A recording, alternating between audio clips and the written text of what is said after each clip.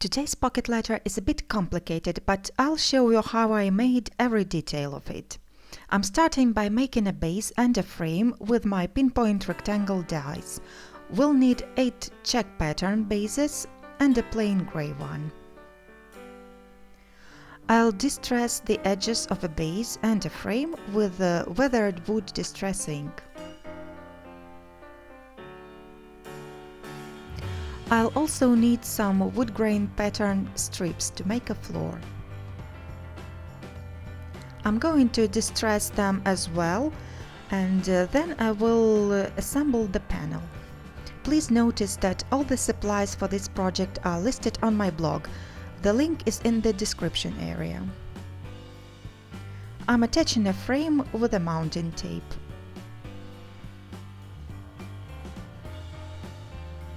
Now I'm sticking the lattice piece with the liquid glue.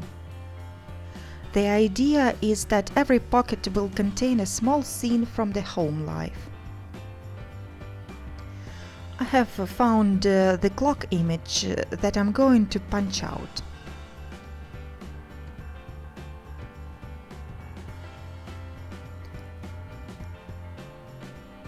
Then I'm attaching the back piece and the first panel is done. It will be placed right here at the bottom. For the next pocket I'll be using a table and a lamp dies. I'm going to add some shading with the craft nibs. This is the technique I'll be using all the time for this project. I apply ink with the blending tool for large areas, and for tiny die cuts I use the craft nibs.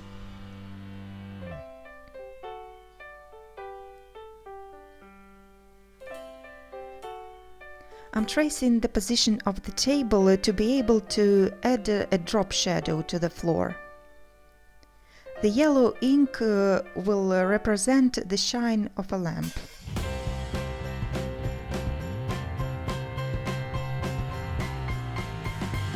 Now when all the elements are stuck down, the panel will go right here.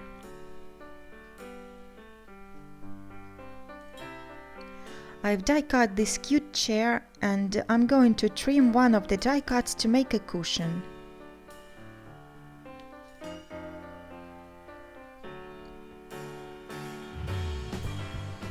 Then the chair is being assembled and put on its place. As always, I'm adding some shading for a more realistic look.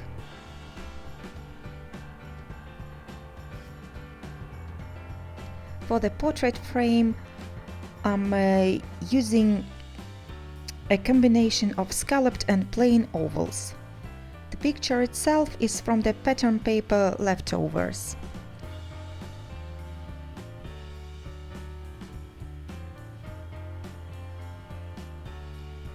Now some shading for more natural look, and then the picture is being assembled.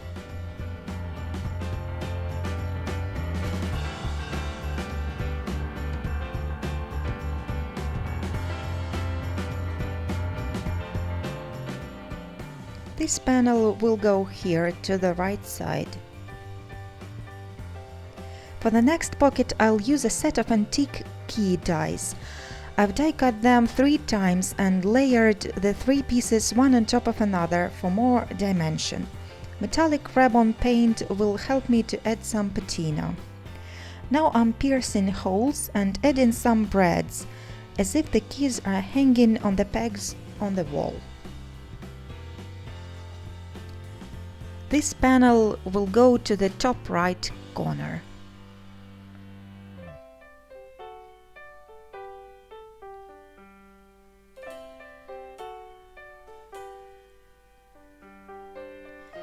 For the next piece I'm going to do some stenciling before I attach the frame.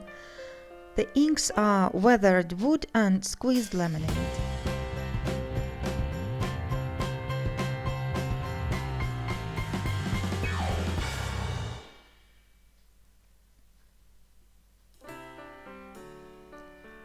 The horseshoe is being placed in the center, and then I'll add a die-cut sentiment.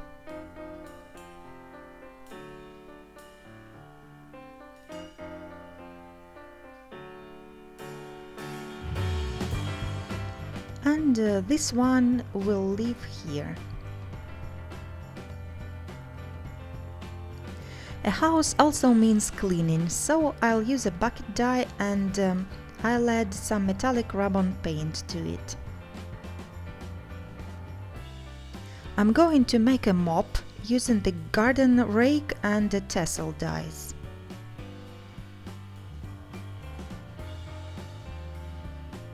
This image is gonna be trimmed to create some soap bubbles coming out of the bucket.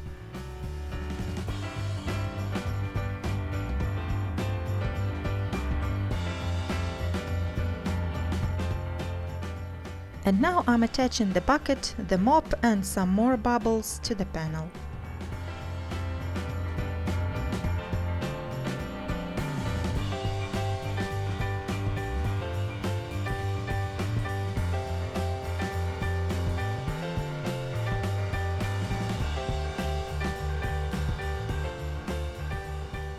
This one is to be placed right here. I'll use the teapot set and some hooks to make a pantry shelf. First, I'm attaching the hooks to the shelf.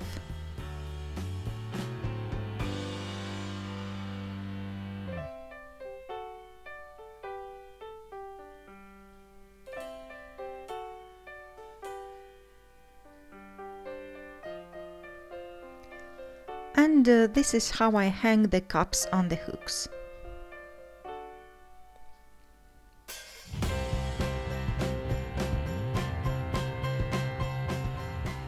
I'm going to stamp a flower on the teapot and then put it on top of the shelf.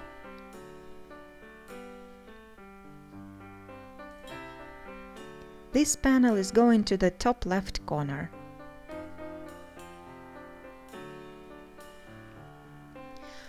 I'll use this cute toaster for the next little scene. To add shading to it, I'm cutting one die cut into pieces to use it as a mask.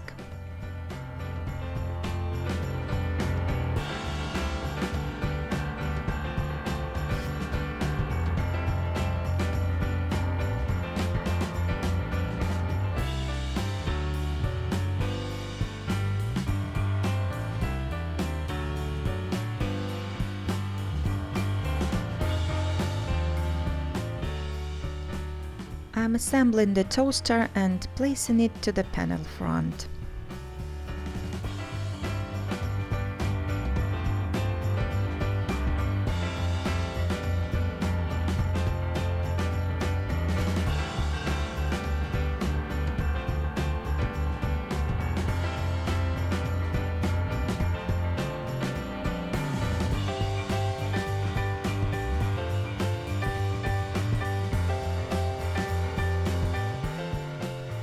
Now I am adding some more toasts flying out of the toaster.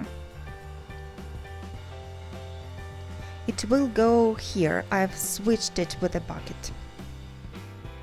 The last panel will be different from the rest. I'm adding shading with the black soot distress ink. Now I'm inking up one side of my brick texture embossing folder. Then I'll be placing a panel inside and running it through my die cutting machine.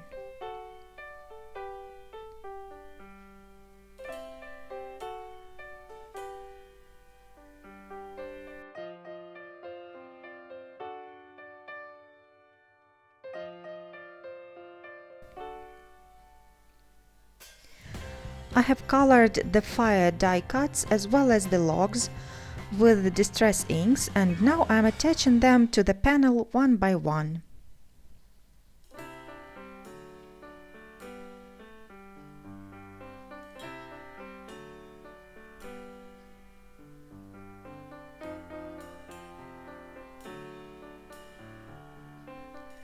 This one is going to the center, of course. Next, I have die cut and embossed the fireplace, and now I'll be using the die as a stencil to add some more color.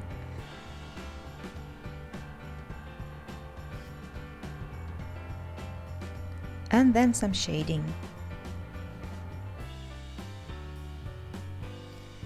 I'm going to embellish the fireplace with some vines and then attach it right on top of the plastic page with the hot glue.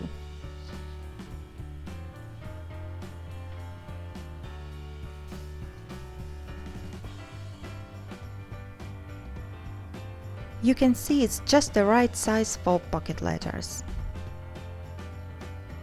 Now I'm adding some more vines and also some large letters to spell home.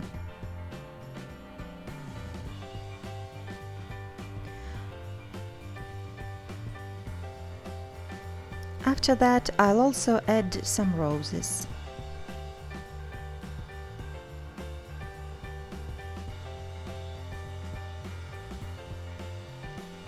And a little bit of white acrylic paint.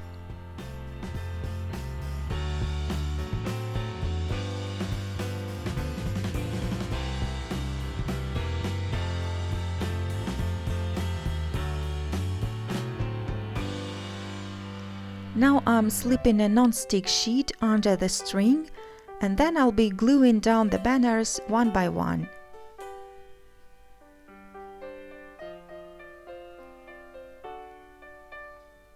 I'm assembling the small window to decorate a tag that will come with a letter. I'll also use this plate with number 3 because it is my third pocket letter. Then I'm setting an eyelet and assembling the tag.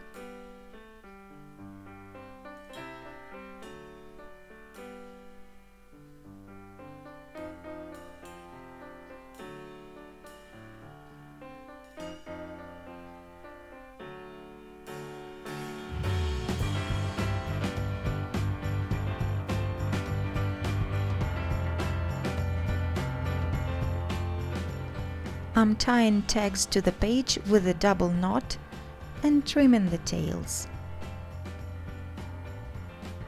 The pocket letter is now finished. I made it so that each panel could tell its own story, but at the same time they would look as one whole piece.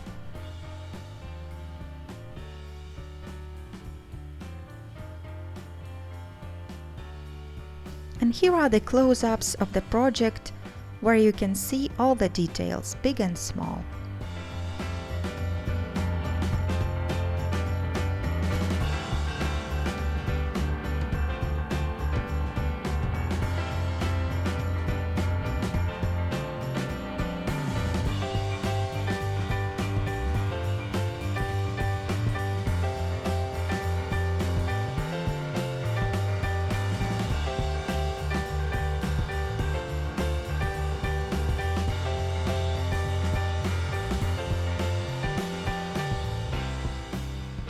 Here are some more videos that you might like, as well as the full list of supplies I used for this project.